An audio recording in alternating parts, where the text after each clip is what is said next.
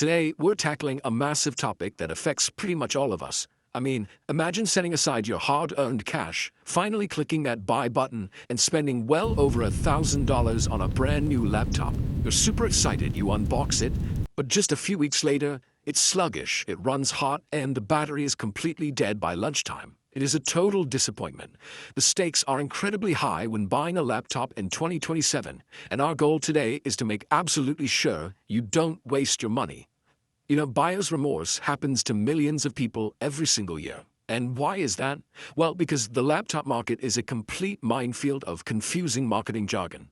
Far too often, buyers fall into one of two traps. Either they buy purely for the shiny logo on the lid, assuming a famous brand name automatically guarantees a great experience, or they just grab the absolute cheapest option on the shelf. In both cases, they end up completely ignoring their actual day-to-day needs.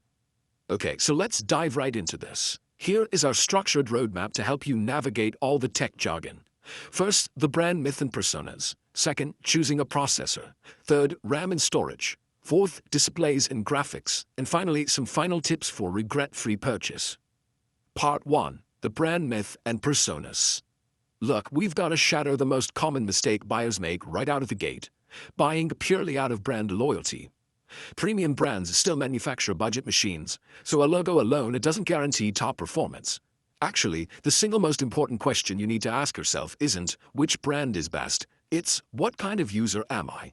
You have to deeply understand your personal workflow before you even look at a single spec sheet.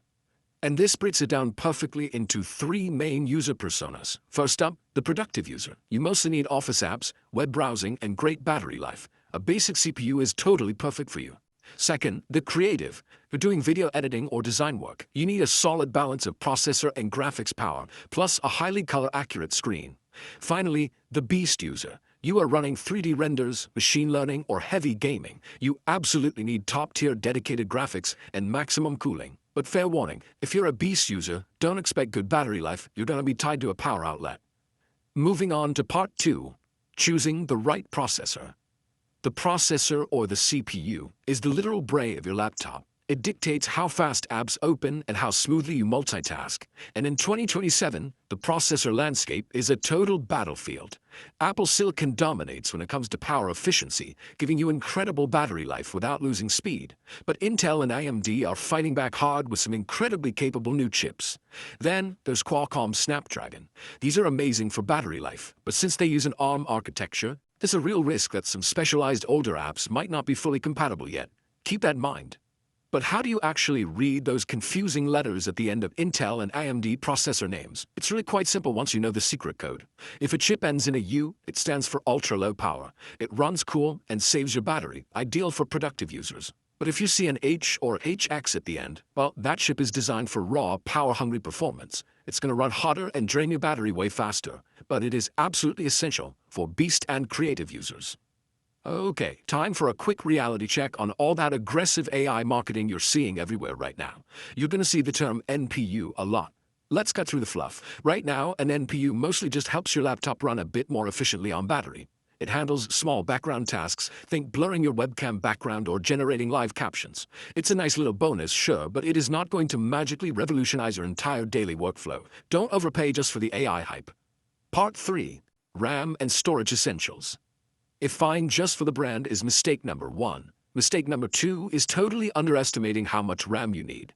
RAM is essentially your laptop's short-term workspace. So the crucial point here is 16 gigabytes of RAM is the absolute minimum sweet spot. Even if you just use Google Chrome, keeping a dozen tabs open alongside a Zoom call and a spreadsheet requires a lot of digital workspace. 8 gigabytes will quickly lead to lag and a lot of frustration. Just get 16 gigabytes. And there's a huge catch you really must be aware of. A lot of modern thin laptops, including all MacBooks, permanently solder the RAM directly to the motherboard, meaning you literally cannot upgrade it later. If you buy 8 gigabytes today, you are stuck with 8 gigabytes forever.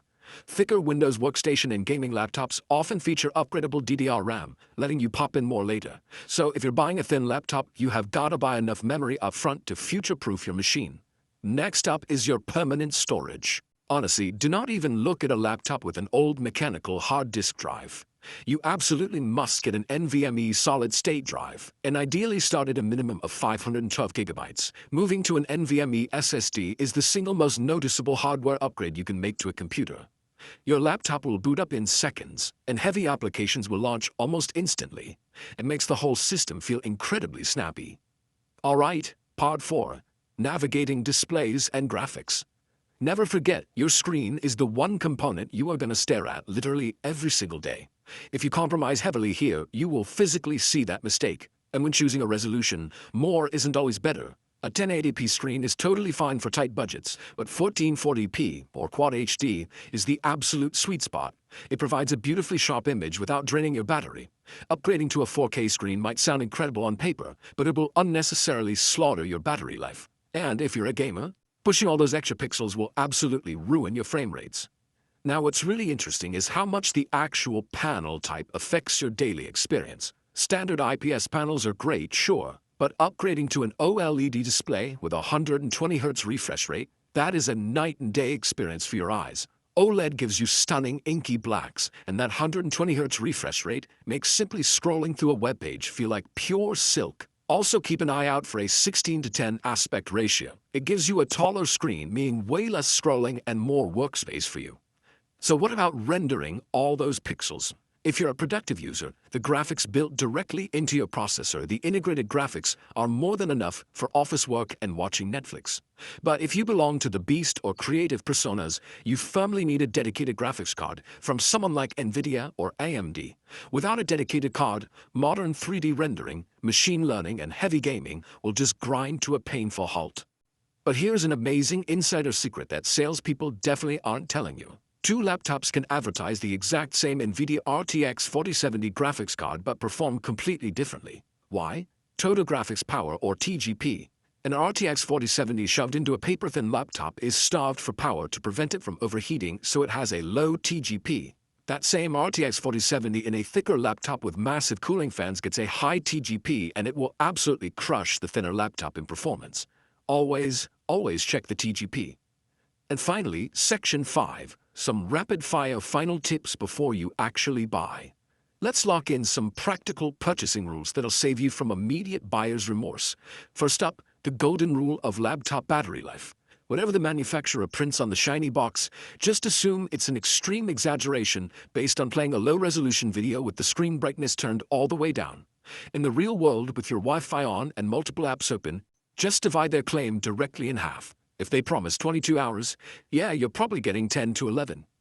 Here are a few more rapid-fire tips to build your final purchasing strategy. Be patient and wait for big sales. With tech prices surging, highly capable laptops from last year are often heavily discounted and usually represent a vastly superior deal to the newest models.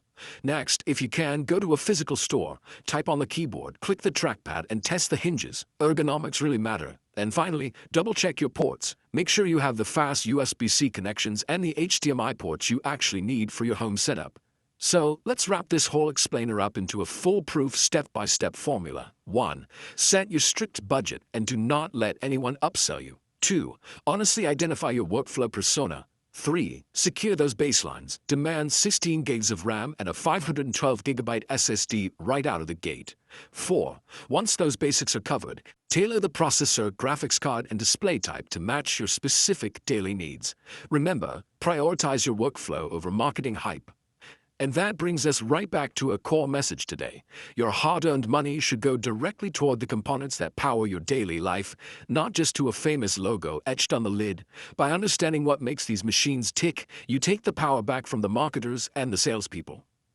You are now armed and dangerous for the tech aisles, ready to navigate them with total confidence. So, as you prepare to make that big decision, I'll leave you with this. Knowing what you know now, what specification are you prioritizing in your next upgrade? Think about it, apply these rules, and go get the laptop you actually deserve.